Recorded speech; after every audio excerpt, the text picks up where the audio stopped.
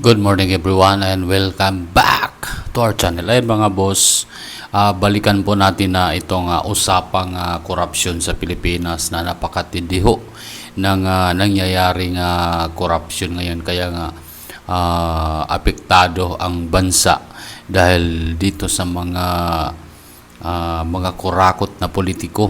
At ngayon mga boss, pakinggan natin at panoorin na itong isang profesor na si Malutikia, ayan, regarding dito sa mastermind umano, ayan, sa corruption sa Pilipinas. Ayan, bago ang lahat, please like, share, and subscribe sa ating channel. Ayan, huwag kalimutan pag-hit na rin yung notification bell para updated kayo sa ating mga video. Ngayon mga boss, ayan, panoorin na natin itong video na ating mapapanood. Sino ang nag-design? May nag-design yan. Sino ang nagsabi itong mga kontratistang ito? Sino ang nagsabi i-park nyo dyan? Sino ang nagsabi? Ang daming variation ng dating alam natin na pork barrel. Yung pork barrel noon, napakasimple eh. Isang amount, pareho kayo. Kung masipag ka, baka meron ka. Pag nag-defend ka ng isang ahensya, baka meron ka. Pero pareho dito, hindi eh.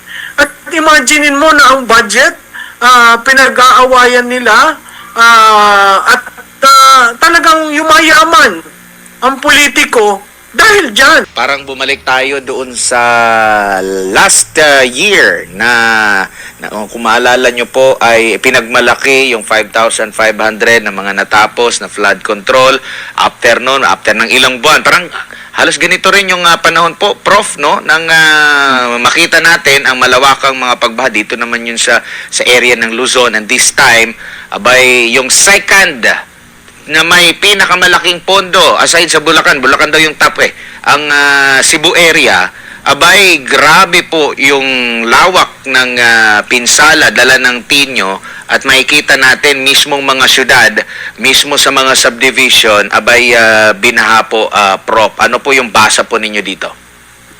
Well, alam mo, Admar, nakakapanlumo na tingnan ang Cebu, lalo na yung mga larawan na nakita natin, no?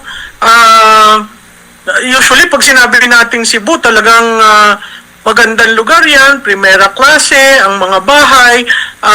Nagulat na lamang tayo na grabe ang tindi ng baha, halos hanggang sa kisame ng bahay, yun na nakikita. Nakita rin natin yung mga sasakyan na halos nagka-rumble-rumble at nakapatong sa isa't isa.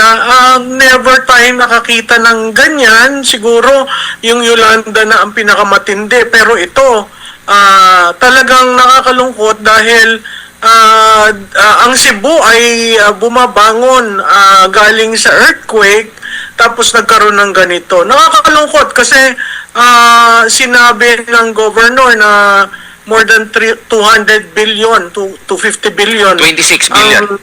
Ilan? 26 billion yun sa kanyang post. 26 billion, oo. Na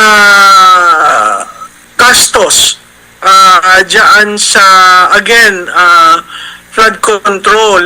Parang hindi yata naman nagawa ng maayos, no? So, ako, ang parati ko nang sinabi, no, ang focus ay nasa Bulacan. Tingnan nyo ang lahat ng probinsya. Kasi kung Bulacan lamang, dinadaan tayo dito tayo tumingin eh. Dapat nakikita ang bawat probinsya. Ang nangyayari niyan, ang nagfa-fact check sa gobyerno at tayo nagugulat ay mismong kalikasan na. So, imagine mo ito nangyari sa Cebu. Nakakapanlo mo, lalo na yung iba na kayang bumangon muli, okay? Pero yung ordinaryong tao na unang-unang reklamo kalam sa sikmura, gutom.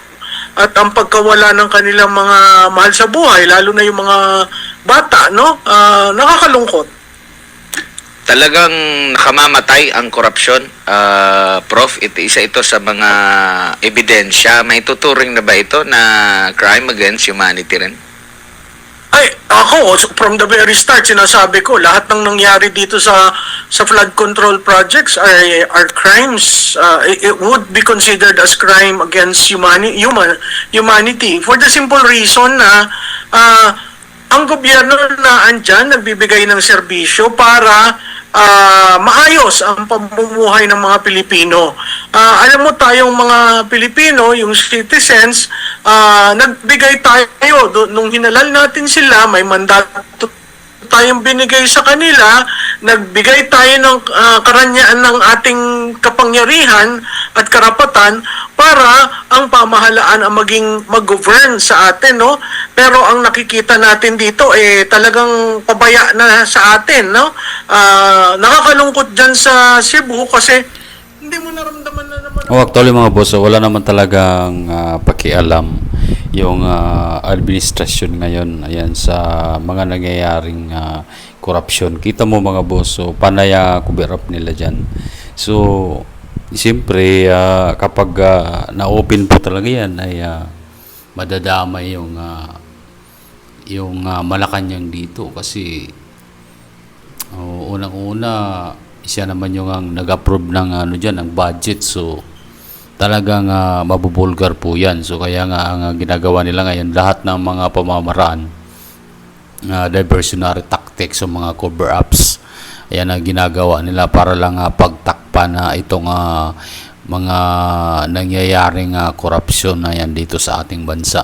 So ang masaklap lang dito mga boss kasi hanggang ngayon wala pa naman talaga naipakulong o sa ilang buwan na yung dumaan. Walang napakulong. Yun yung masaklap. Kasi actually yung mga magnanakaw sa gobyerno nandyan lang. Kaya lang ang gobyerno natin ay kulang sa aksyon.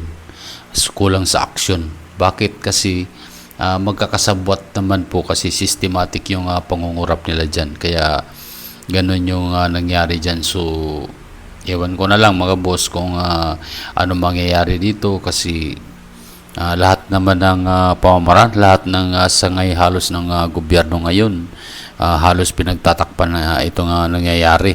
Kasi tama po yung sinasabi ni Professor Malotikia at ni Sir Edmar na talagang kalikasan na yung nagbubulgar o yung